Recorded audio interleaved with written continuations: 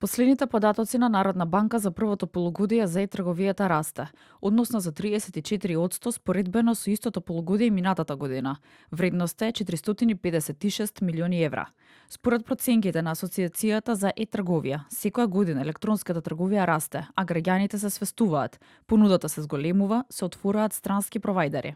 Откако владата усвои измени и дополнување на законот за данок на додадена вредност, со што ќе се укине ослободување од ДДВ за онлайн нарачки до 22 евра.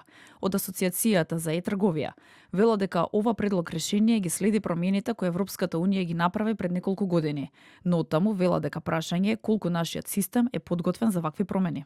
Начинот на спроведување не е доволно јасен, односно ние барем во оваа ситуација не го знаеме, но тоа и не можеме да го коментираме, но тоа што се случува во Европа е оваа мерка веќе постои од 2021 година и Европа го воведе ова за да ја заштити и внатрешната економија и нелојалната конкуренција и така натака, но претходно со многу сериозна подготовка. Значи Европа се подготвуваше 2 до 3 години за да го воведе ова во 2021 и го воведе на начин што интегрираше import one-stop shop систем, кој што вика дека ДДВ-то се наплаќа од страна на провајдерите кои што продаваат во Европската унија.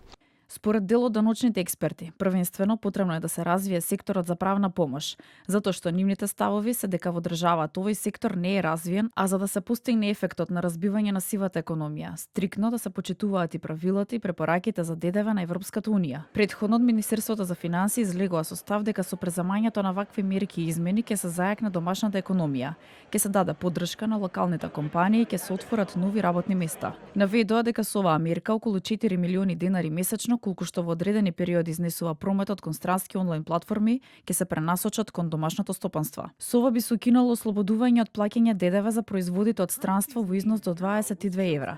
Тоа ќе значи автоматско поскапување на сите нарачки за 18%, а веќе по локалните избори се чека овој предлог закон за измени на законот за додадена вредност да се усвои.